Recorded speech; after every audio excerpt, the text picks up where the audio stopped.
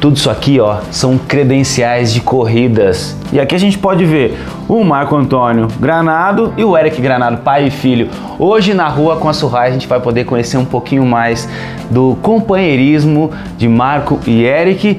E aqui a gente pode ver, ó, tantas credenciais. Vocês imaginam quantas histórias eles já passaram juntos? Vamos saber um pouquinho mais desse relacionamento pai e filho, pai e piloto. Começou mais um Na Rua com a Surrai.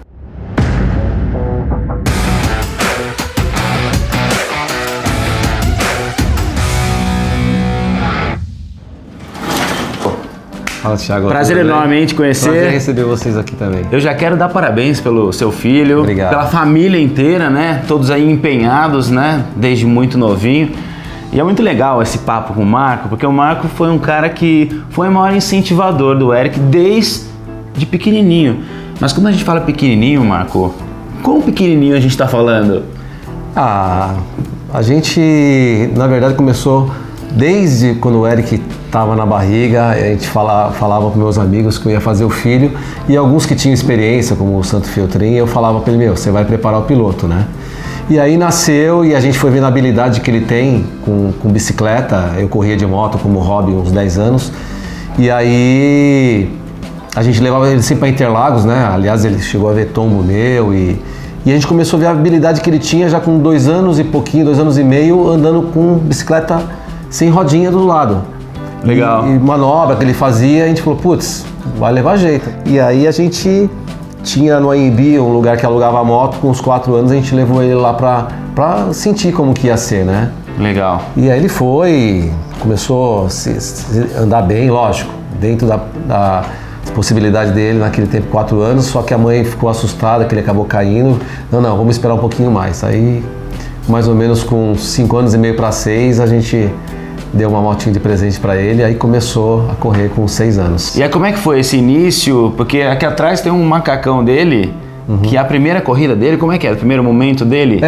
A gente, como eu te falei, com 4 anos ele andou numa motinha de aluguel, e aí eu fui buscar uma moto para criança, né, que não tinha aqui no Brasil. Começava a ver muito isso na Europa, porque eu sempre assisti as corridas do Mundial de Moto Velocidade, sempre gostei, desde a época do Schwantz, do Wayne. E aí busquei uma moto, montei uma moto, falei, putz, vamos fazer. E fui buscar outros meninos também. E onde tinha esse lugar de aluguel, falei, pô, cadê seu pai? Ó, dá meu cartão, fala pra ele me ligar. E começamos a criar uma corrida para criança no Brasil em cartódromo. Legal. E aí, qual a dificuldade? Macacão, precisava de um macacão, precisava de proteção. Porque antes eles andavam com capacetezinho e cotoveleira de skate. Falei, não dá para fazer corrida. Aí fizemos uma organização para poder administrar isso e levamos eles para Itu. Aí fui num sapateiro para descobrir, para ver se o cara fazia um macacão para ele, que é esse aqui, o primeiro macacãozinho, 2003. Bem usado, hein? Bem usado, 20 anos tem, né? Então, a gente pegou um sapateiro lá de Santo André, fez um reforço no braço aqui para não machucar o bracinho dele, uma proteçãozinha de skate aqui, também no joelho uma proteção de skate por dentro, o raspador para eles raspar o joelhinho, né? Também não tinha muita habilidade. E, bom, você vê, é bem artesanal, né?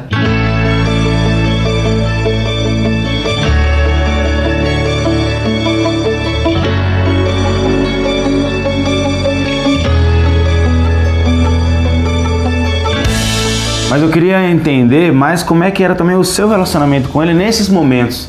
Então, assim, para ele chegar e poder estar em primeiro lugar, como é que vocês dois estavam juntos ali no dia a dia, na preparação da corrida?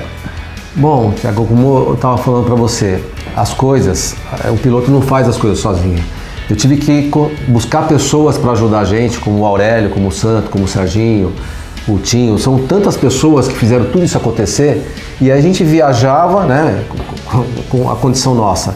Era sair do Brasil na semana, pegar o avião, ele ia estudando na escola, chegava aqui, aí tinha o treino, tinha que buscar uma água para ele, a gente tinha que almoçar, só que ele estava morrendo de sono, aí ele queria dormir um pouquinho, aí deixava ele dormir, mas tinha que acordar para a corrida, porque, você imagina, são 5 horas de diferença para uma criança que não estava acostumada, e a gente fazia o bate e volta. Não tinha condições de morar lá, porque eu tinha que trabalhar e tinha que conseguir o dinheiro para poder manter ele lá. Então muitas vezes eu tinha que ir lá acordar ele, Eric, vamos, agora vai ser a corrida, e ele morrendo de sono. E aí tava o Aurélio, e a gente tinha o Aurélio tomando conta de uma parte da pista, vendo como que ele estava, vendo os concorrentes, para a gente tentar chegar o mais próximo de estar andando na frente. E não era fácil, você imagina, você chegar na casa dos outros, que é na Espanha, e um brasileiro andando na frente. Muitas vezes os caras achavam que a nossa moto tinha alguma coisa errada, mas era preparado pela organização. Olha que loucura. Né? Então, tinha o Santo orientando ele de um jeito, eu fazendo o meio de campo ali com a administração e tentando fazer ele entender, né, o quanto difícil era, mas quanto ele tinha que se dedicar. Imagina você pegar uma criança de 8, 9, 10 anos e dar esse compromisso para ele. Então você, né, também como pai era um pouco mais rígido então, ali. Eu era o chato da situação. Agora, né, eu entendi porque ele era o chato. Então era chato, porque você imagina, você chegando lá e falando para ele, faz isso, opa, legal, mas, pô, meu pai me cobrando de novo. Então era treino no Brasil, era treino lá fora, a gente saía cedo no frio para correr, porque ele sempre foi fortinho, né, para perder peso, para a moto poder correr mais. Então, nesse momento, quando a gente chega nesse momento no pódio, conquista o título, a gente fala, poxa, valeu a pena.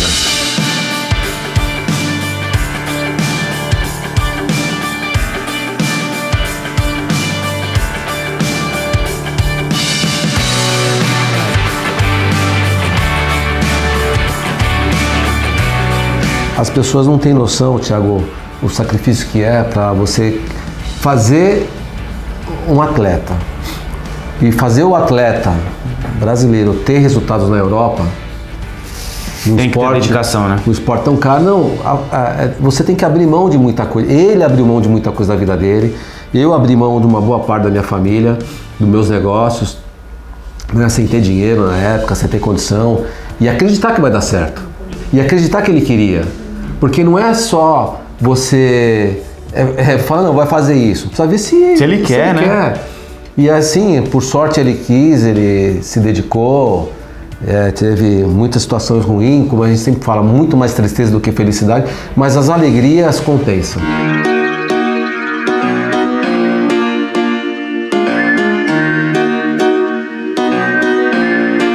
A gente vai finalizar o nosso papo agora com um dos macacões atuais dele, né? Não é o que ele usa hoje, mas é um dos últimos, né, Marco? Que é esse bonitão aí. Esse é o que a gente usa na Superbike, né? É um macacão que ele usou na temporada 2022. E a gente, assim, pra gente chegar até aqui, esses 20 anos, lógico, fora a dedicação dele, da família, ter o apoio dos patrocinadores, que foi muito importante. Ao longo dos anos a gente foi conquistando com os resultados dos patrocinadores. Nos últimos 3 anos também a gente tem um apoio forte hoje, que é um dos nossos principais patrocinadores, que é a Surrai, e está junto com você, tanto nas dificuldades, como na hora que você tem a alegria de estar conquistando os resultados, né? Então isso é bastante importante e não seria possível chegar com 20 anos de carreira do Eric se não tivesse o apoio, como principalmente da Surrai, que teve com a gente aí, está com a gente nessa temporada também.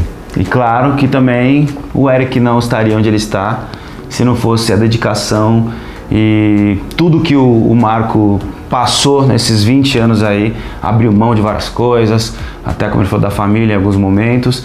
E eu quero te dar os parabéns, você como super pai, dedicado. Obrigado. E com certeza aí criou filhos incríveis para o mundo, que estão fazendo a diferença. E você foi sim um grande pai para sua filha também. E ela pode colher os frutos hoje aí de toda essa história que vocês construíram.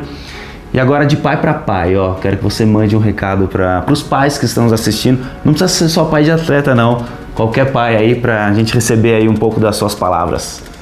Bom, eu queria deixar um recado para todos os pais. O mais importante é vocês estarem do lado dos filhos de vocês sempre. Acreditar nele, tentar dar a melhor educação possível. E se ele tiver um dom para qualquer coisa que seja, independente se seja esporte ou não, tentar apoiar. Porque daí você pode criar um ser humano incrível. No esporte, principalmente, você educar ele para a vida inteira. Mas isso depende de a gente como pai ou como mãe estar do lado deles em qualquer momento que estiver, na dificuldade, na alegria. E eu acho que isso que é a coisa mais importante como pai. Esteja do lado do seu filho sempre. Boa! E ó, feliz Dia dos Pais. Obrigado. Você também. Essa champanhe aí agora, subir no pódio, porque é momento de vocês comemorar. Então eu desejo para todos vocês que são pais, que estão assistindo a gente, que passem aí um mês inteiro perto dos seus filhos e esse Dia dos Pais em especial, que possa abraçar e beijar muito e celebrar a vida do seu pai. Obrigado. Obrigado a vocês. Ó, vou dar um abraço aqui no seu pai com você. Feliz Dia dos Pais, pessoal. Valeu e ó, vem com a Surrai sempre.